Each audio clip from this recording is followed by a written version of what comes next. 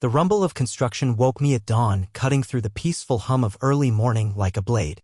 I sat up, squinting toward the window, where thick clouds of dust were already drifting past the glass. When I saw the cement truck backing onto my land, my coffee cup slipped from my fingers and shattered across the floor. The sight was surreal, like a bad dream unfolding in slow motion. Workers in orange vests moved with robotic precision, guiding the massive truck across what used to be my grazing pasture. Slabs of concrete were already being poured, seeping into the ground that had once held the soft imprint of my horse's hooves. Steel rods protruded from the soil like twisted bones. My landme refuge was being violated. And there, at the center of it all, stood Brian Talcott, clipboard in hand and smug satisfaction etched across his face. Brian wasn't just any neighbor.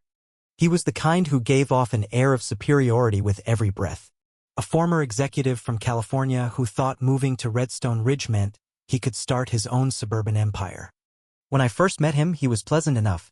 That changed quickly. As I stomped down the porch steps and crossed the yard, a storm was building inside me. I could barely speak by the time I reached him. "Brian, what the hell are you doing? This is my ranch." He turned unfazed, his voice calm. "This land touches the community lot. The HOA voted to expand the visitor parking. It's already been approved." "Approved by who?" I wasn't in the HOA. Never had been. When I bought this ranch, 15 acres of open Texas landy, made sure it was free of that kind of bureaucracy. No contracts. No dues. No busybodies in polos telling me how tall my fence could be. "If you try to stop this, we'll fine you $1,000 a day for non-compliance," Brian added casually, already turning back toward his house. I stood there stunned. It felt like I had stepped into another dimension. And at that moment, I made a silent vow. Brian had just declared war. He had no idea who he was messing with. Before any of this chaos started, my life was simple. My name's Travis Kent, retired firefighter. After decades of emergency calls, smoke-filled nights, and the weight of other people's disasters, I wanted quiet. Peace. Redstone Ridge offered theater, so I thought. The ranch was everything to me. I poured my savings into it, planted trees, built corrals, nursed rescue animals back to health. It wasn't just property, it was a way of life. Then Brian moved in. His house sat just over the hill, close enough that his Wi-Fi showed up on my network list. He introduced himself like he was running for office, all handshakes and hollow compliments.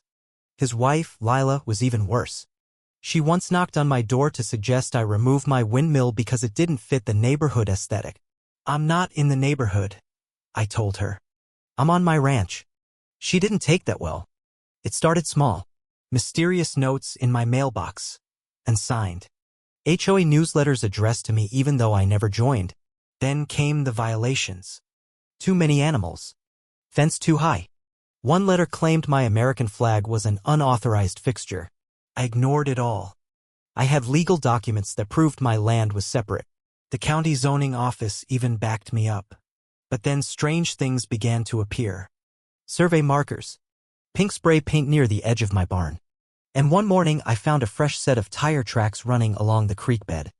A week later, a surveyor showed up. "I'm confirming boundaries for the HOA's expansion," he told me. "Into what?" He pointed to my pasture. That was when I knew Brian wasn't just being a nuisance, he was making a move. I gathered every document I had, deeds, plats, boundary maps, and went straight to the county. Everything confirmed what I already knew. The HOA had no right. No power. No jurisdiction. But that didn't stop them. While I was away getting feed supplies, they came in full force, trucks, mixers, even security guards. And by the time I returned, they had poured a giant concrete slab across my pasture. The police? They called it a civil matter. I called a lawyer. Rick Callahan was the kind of man who looked like he ate bureaucracy for breakfast. A third-generation Texas attorney who wore snakeskin boots to court. He took one look at my documentation and said, "They're screwed. But we need to move fast." We filed for an injunction, but before it could be processed, something worse happened. My horses disappeared. Lady and Dusty gone. The corral gate was wide open, and the tire tracks I found led straight to the new parking lot.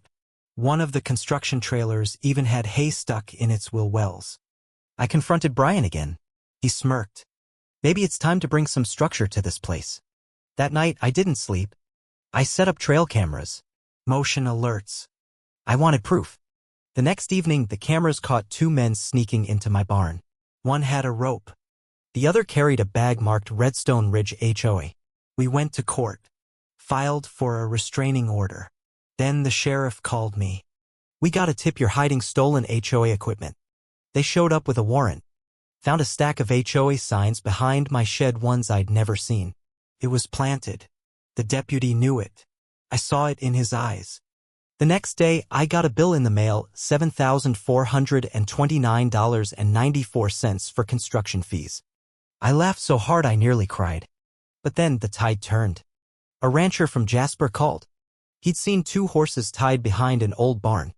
I drove 2 hours and found them malnourished but alive. I brought them home and stood there, hugging Lady's neck, vowing that this would end. That afternoon, a county inspector arrived unannounced. Got a report of unauthorized construction, he said. He examined the slab. No permits. No consent. You're in the clear, Mr. Kent. They're not. 2 days later, county officials showed up at Brian's door. Auditors. Investigators. Fraud specialists. The inspector's report condemned the slab. A big orange sign went up, "Do not enter." County violation. The next morning, the slab was smashed. Someone in a bulldozer contracted by the HOA came to remove it. Claimed it was a misunderstanding. I called the sheriff again. This time, a seasoned deputy named Carlson showed up. He handed me something that changed everything. Brian filed a petition last year to annex your land into the HOA, with forged maps, registered under a shell company Lila's name. It was criminal. We filed a lawsuit. Fraud, trespassing, livestock theft. Rick moved quickly. County investigators joined us. And then the media got wind of it. Rancher battles HOA over illegal land grab. My story hit the news. Neighbors came forward. One woman, Ellen, had footage of Brian bragging at a barbecue. We took care of that ranch land.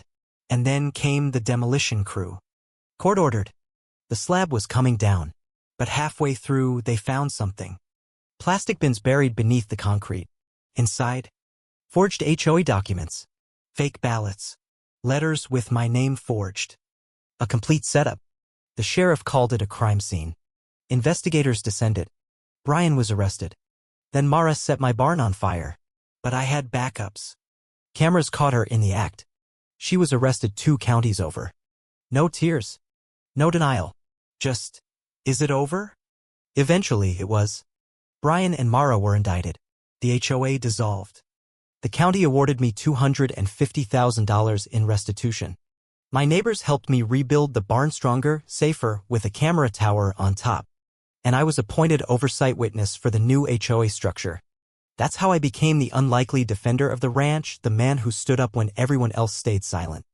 The man who turned his land into a legacy not just for horses and hay, but for freedom itself. Because in Redstone Ridge, no one forgets the day the rancher fought back. And won.